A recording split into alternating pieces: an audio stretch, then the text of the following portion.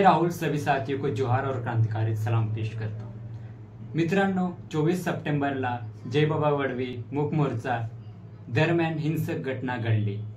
यामुळे पूर्णपणे दगडफेक झाली, घटनेत तोडाफोडी झाली, गाड्या उलटल्या। म्हणून जिल्हा कलेक्टरनी शांत माहोल करण्यासाठी महाराष्ट्र पोलीस अधिनियम कलम नंबर 37 क्लोज 1 सब क्लोज 3 नुसार महाराष्ट्रात जमावबंदी किंवा मनाई हा आदेश जारी केला होता। या आदेशानुसार आपण 5 पेक्षा जास्त लोक नाही थांबू शकत, रॅली नाही काढू शकत, सभा नाही करू शकत, मूक मोर्चा नाही करू शकत आणि आपण याच्यात लाठ्या किंवा तलवार शस्त्र विस्त्र घेऊन आपण नाही फिरू शकत। या आदेशानुसार जारी करण्यात आलं होतं। हा आदेश मित्रांनो 25 सप्टेंबर ते 9 ऑक्टोबर पर्यंत लागू आहे मित्रांनो।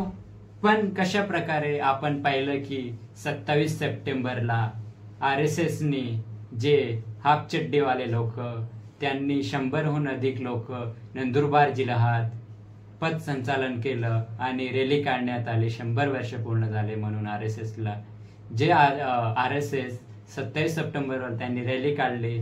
कशा प्रकारे आपल्याला याच्यावरून असं दिसतं की नंदुरबारचे SP कलेक्टर कशा प्रकारे RSSच्या हाफ चड्डीवाल्या लोकांच्या गोदीत बसलेले दिसत आहे। कशा प्रकारे महाराष्ट्र सरकार प्रशासन कशा प्रकारे या दबावामुळे RSSच्या दबावामुळे त्यांना परवानगी दिली आणि दुसरीकडे 30 तारखेला आपण आरक्षण वाचवण्यासाठी आपण आंदोलन करणार होतो। 30 तारखेला 30 सप्टेंबरला त्याला मनाई केली आणि 27 सप्टेंबरला यांनी या RSS ला त्यांनी परवानगी दिली। तर आपल्याला असं दिसतं की आपल्या आदिवासी जिल्ह्यात हे पोलीस प्रशासन असेल, महाराष्ट्र सरकार असेल किंवा हे नंदुरबारचे जेवढे पण कलेक्टर SP आहेत त्यांनी कशा प्रकारे आदिवासी सोबत पूर्णपणे भेदभाव केला आहे।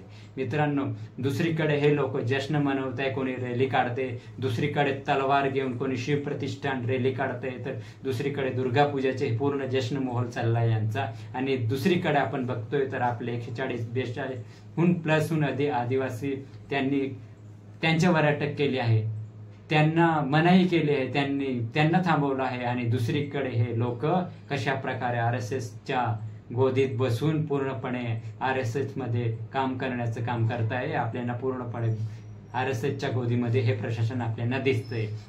मित्रांनो, या RSS मध्ये तुम्हाला हा फोटो दिसत असेल, यामध्ये कशा प्रकारे सुखदेव गावी इथे एक आदिवासी आहे, त्यांनी प्रमुख प्रतिनिधी म्हणून ते या प्रोग्राम मध्ये जाते, RSSच्या प्रोग्राम मध्ये। अशा प्रकारे आपलेच आदिवासी लोक आपलेच आदिवासी विरोधी दिसत आहे, आपली संस्कृती नष्ट करवण्याचे प्रयत्न हेच काम करताय आणि गैर आदिवासीची संस्कृतीचा प्रचार हे लोक करताय। तुम्हाला मी थोडं मागे घेऊन जातो। 6 एप्रिलला राजेश पाडवींनी एक शिवपुराणचे एक कथावाचक त्यांनी प्रदीप मिश्रा यांना बोलवलं होतं। ते पंडित प्रदीप मिश्रा, ते एक शिव पुराणचे कथावाचक आहे, ते हिंदू कट्टरवादी आहे। त्यांनी कशा प्रकारे शहादामध्ये बोलवलं त्यांना। ते प्रदीप मिश्रा कशा प्रकारे लाखो पैसे घेतात, 70-80 लाख रुपये घेतात। एका दिवसाचे किती पैसे घेतात, राहण्याची, VIP सुविधाची, VIP गाडीची इतके पैसे घेतात। जर राजेश पाडवींनी जर एवढे पैसे जर एखाद्या आदिवासी सन्मानासाठी, अस्मितासाठी, जर संस्कृतीसाठी लावले असते तर आदिवासीसाठी किती चांगलं झालं असतं, आदिवासींचा सन्मान वाढला असता। जर असं इतक्या पैशाने जर स्टॅच्यूही बसवला असतं तरी आपली अस्मिता किती राहिली असते। पण हे लोक, हेच आपले नेता मित्रांनो, हेच आपले संस्कृती विरोधी आहे आणि गैरसंस्कृती हे प्रचार करण्यामागे लागलेले RSSच्या खोलीत जाऊन बसतात। हेच आपलेच नेते, आपलेच आदिवासी लोक। आणि दुसरीकडे जेव्हा आदिवासी भागात वोट मागायला जातात तेव्हा सांगतात आपण मूलवासी, आपली संस्कृती वाचू, आपण हे करू ते करू।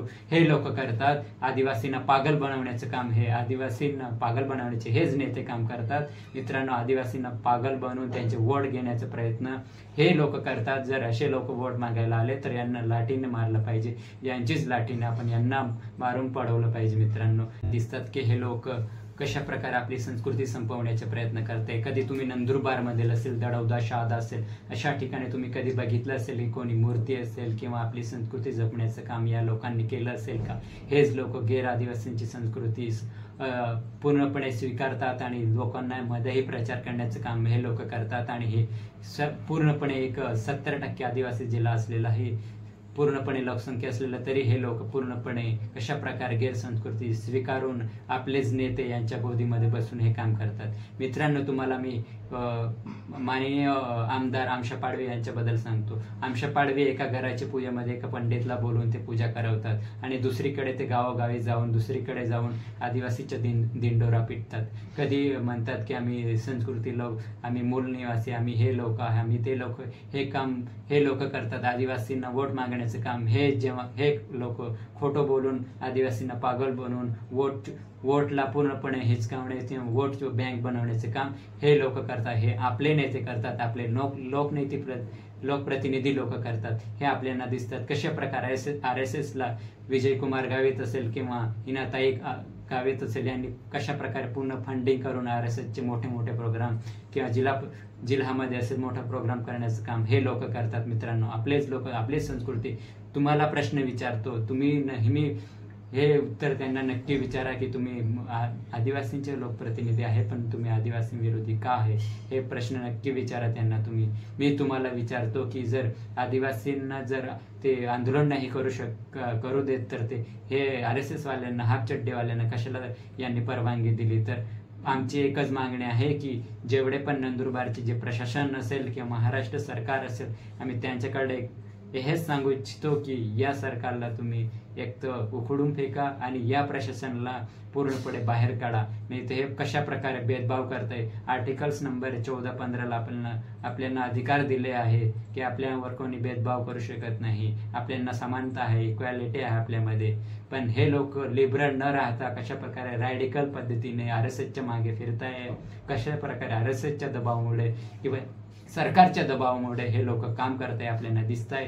आणि आपले जे 142+ आदिवासी समाज आहे पूर्ण कशा प्रकारे त्यांना अटक केली आहे, त्यांच्या विरोधी आहे, कसे पकडून घेऊन जातात. आणि तुम्हाला एक मुद्दा हे मी सांगू इच्छितो की या जो मूक मोर्चा हिंसक होता त्याच्यामध्ये काही राजनीतिक लोक पण होते जे आपल्याला दिसले असतील फोटोमध्ये, पण त्यांना कधीच त्यांनी अटक त्यांच्यावर केली नाही. आणि आपले जे गरीब एकदम गरजू आहे, जे शिकणारे पोरं, त्यांच्यावर त्यांनी अटक केली आणि त्यांच्यावर त्यांनी FIR केली. असे लोक जे आहे SP आणि जे कलेक्टर आहे, तर आपल्याला असं दिसतं की कशा प्रकारे गरिबांचा आवाज दाबण्याचा प्रयत्न करतात, आदिवासींचा आवाज दाबण्याचं काम करते हे प्रशासन. तर आपल्याला हेच आमच्या आदिवासींची मागणी आहे की तात्काळपणे SP असेल किंवा कलेक्टर असेल यांनी तात्काळपणे राजीनामा दिला पाहिजे, रिझाईन केलं. या अशा लोकांना जे भेदभाव लोक करताय हे पूर्णपणे विरोधी आहे हे लोक, तर यांना भेदभाव करणाऱ्यांना काढा, रिझाईन करवा.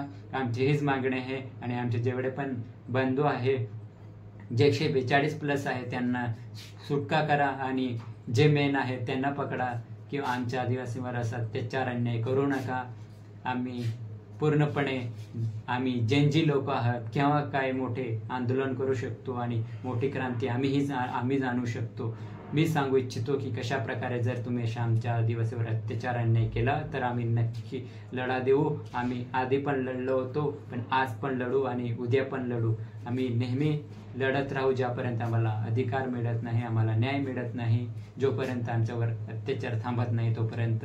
जय जोहार. मित्रांनो, हा व्हिडिओ तुम्ही जास्तच लोकांपर्यंत पोहोचवा जेणेकरून आपले लोक जागृत झाले पाहिजे की कशा प्रकारे हे लोक, पहारी लोक, गैर आदिवासी लोक किंवा हे प्रशासन कशावर आपल्यावर अत्याचार अन्याय करते, सर्वांना कळायला पाहिजे. म्हणून सर्वांनी या व्हिडिओला सर्वात जास्त म्हणजे फॉरवर्ड करा, लोकांपर्यंत पोहोचवा. जय जोहार, जिंदाबाद.